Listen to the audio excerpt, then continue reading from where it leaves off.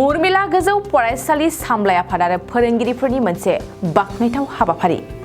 फरायसालि सामलाय आफादा साइकेल आरो मान बिलाइ आर'नाइ होनानै मेट्रिकआव सेथि मासि लानानै उथ्रिसारनाय फरायसाफोरखौ बरायदों। मेट्रिक आनजादाव सेथि मासि लानानै उथ्रिनाय फरायसाफोरखौ बरायनायजों लोगोसे नैथि आरो थामथि मासि लानानै उथ्रिनाय फरायसाफोरखौबो गांफा गांफा आर'नाइजों बरायदों।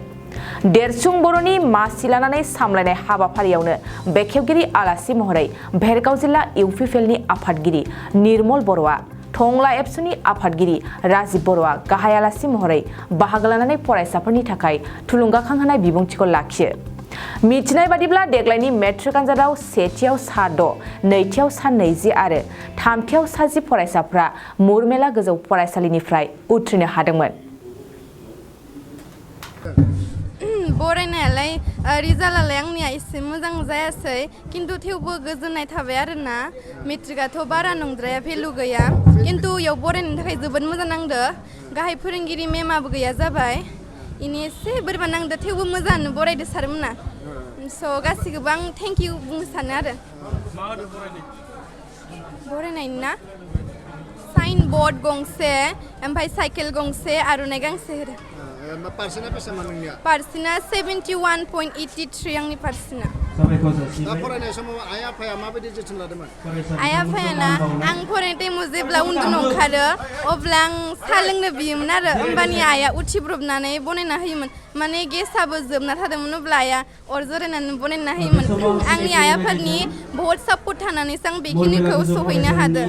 ओमफ्राय जिहेतु मुरमिला फरायसालि बे मोनसे गामिनि फरायसालि, गोबां गथ'फोरा फरायनायनि बेलायावहाय गोसो होआ, मा बुंगोन बे समाव?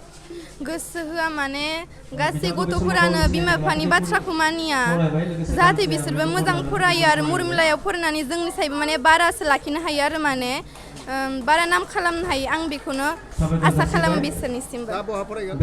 आंना UN एकाडेमि कलेजाव लादों। मा लागोन? आर्टसानो लादो। बिबानगिरि बिथां अनार बर' बिथांखौबो गावनि फार्स्ट डिभिजन 81.83। फरायनाय समाव माबायदि फरायदोंमोन? आं फरायनायलाय फरायदोंमोन, जाबायदि फरायनांगौ बिदिखौ फरायदोंमोन आरो। ओमफ्राय दा उथिफुनाय जिथु नोंसोरनि उनाव थानाय गथ'फोरखौ माबायदि फरायनो थाखाय बिथोन हरगोन नोङो, जिहेतु नों देवना बारबाय? आं बिसोरखौ बेखौनो खावलायनो लुबैयो, जायफोरा फरायनाय समाव थाब गोसोआव थाया बिसोर बार बार फरायबाय थानांगौ आरो। ओमफ्राय जायफोरा थाब थायो बे मोजाङै फरायबानो बिसोर उथ्रिनो हायो। आंनि एमआ आं सिभिल सार्भिसाव नाजागोन। First division.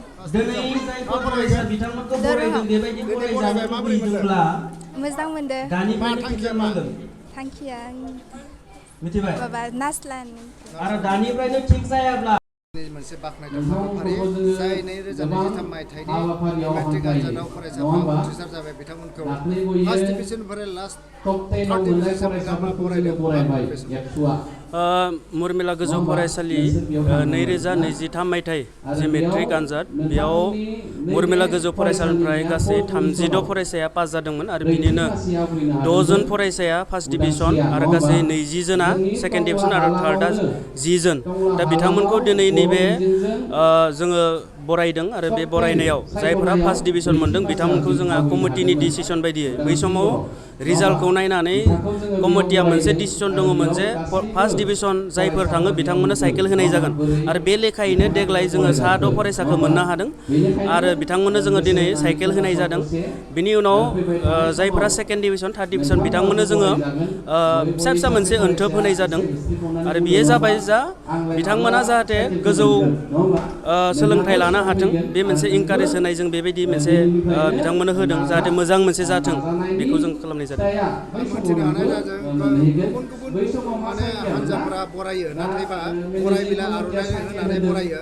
माखासे बेबायदि नोंथांमोननि जिथु आगजु होबाय साइकेल, बेबायदि बरायनायखौ नुनो मोनो बे मोनसे बाख्नायथाव मा होननानै नोंथांमोननि सामलाय आफादा बेखौ सानखांनानै गथ'फोरनो साइकेल होनाय जागोन जों साइकेल होनायनि एकमात्र कारना जाबाय बै समनि रिजाल्टआ जोंहा जोबोर गाज्रिमोन मरमेला हिसाबै जोंहा बबेबा बोसोराव 0 थाङोमोन बबेबा बोसोराव जोङो सेकेन्ड डिभिजन थार्ड डिभिजन मोनोब्लाबो फार्स्ट डिभिजनखौ जों मोननो थाङामोन दा बेखौ नोजोर होनानै कमिटिया मोनसे डिसिसन लाबाय जे जायफोरा मरमेला गोजौ फरायसालियाव फरायो बिथांमोना मेट्रिकआव जुदि फार्स्ट डिभिजन मोनोब्ला बिथांमोननो साइकेल होनाय जागोन होननानै जों घोषणा खालामनाय जादोंमोन आरो बेबायदियैनो बिथांमोननो फार्स्ट डिभिजन मोनथों होननानैनो जोङो साइकेलखौ होनाय जादों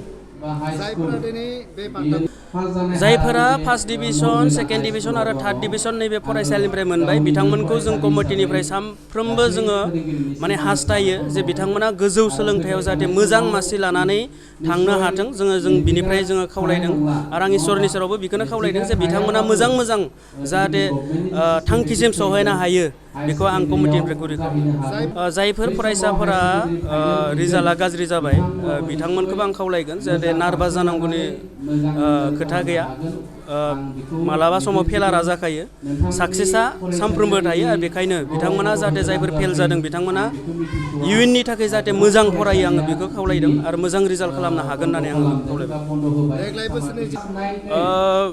बेखौ सोलोंथाइ बिफान आसाम सरकार बा बिटिआर सरकारनि सोलोंथाइ बिफाना मोनथिगोन बियो माबायदि सिस्टेमाव खालामो जोङो गोदो नुयोमोन माने मथा मथि जुलाइनिफ्राय आगस्टसिम लास्ट जुलाइसिमहालागै बिदुं बन्द'खौ होनाय जायोमोन हयथ' देग्लाय मथा मथि 10 तारिखसिमहालागै हयथ' क्लास बिदि खालामगोन हयथ' बिथांमोना माबा मोनसे सानखांदों जानो हागौ बे हिसाबै आंनि कमिटिनिफ्राय जेबो अबजेक्सन गैया जाहाथे मोजाङानो जादों थिगानो दङ जाहाथे मोजां मोनसे फल' खालामो आं सरकारखौ बेखौ खावलायगोन मानो होनबा गोबांथार फरायसालिफोर दङ जायफोर फरायसालियाव दिनैसिमबो गोबां माखासे प्रब्लेमफोर दङ जायनि जाहोनाव माने फोरोंगिरि गैया थोजासे रोखोमनि फोरोंगिरि गैया आं बेखौसो खावलायगोन बिटिआर सरकारखौ जाहाथे बिथांमोना जायफोर फरायसालियाव फोरोंगिरि गैया बेखौ जाहाथे माने थाबैनो माने समाधान खालामो आङो बेखौ खावलायबाय मानो होनबा सोलोंथाइयाव नेनानै थानाय सम गैया मानो होनबा सोलोंथाइया जेरै घुरिनि काटाया सम मथे खारबाय थायो बेबायदि सोलोंथाइनि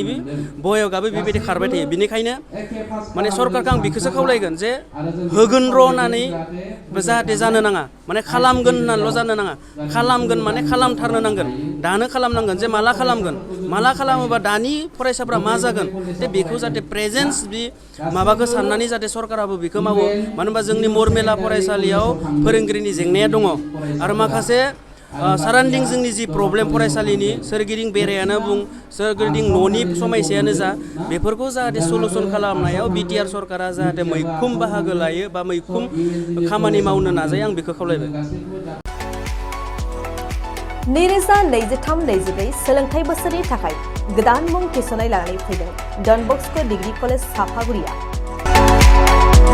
देग्लायनिफ्राय डन बस्क' डिग्री कलेज साफागुरियाव बेचलर अफ आर्ट्स एबा BA नि सेथि सेमिस्टारनि गोदानै मुं थिसननाया दायो सोलिगासिनो दं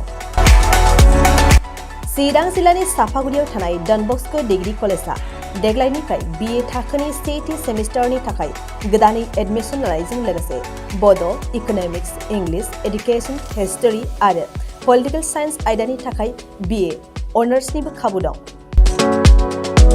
गोग्गो सोलोंथाइनि थासारिजों लोगोसेयैनो डन बस्क' डिग्री कलेज साफागुरियाव आलादायै हौवा हिन्जावनि थाखाय हस्टेलनि खाबुबो दं जुदि फरायसाफोरा डन बस्क' डिग्री कलेज साफागुरियाव BA सेथि सेमिस्टारनि थाखाय गोदानै एडमिसन लानायनि सायाव आबुं बाथ्राखौ मिन्थिनोब्ला नैबे मबाइल नम्बर 9365519959 आव थोंजों सुला लानो हागोन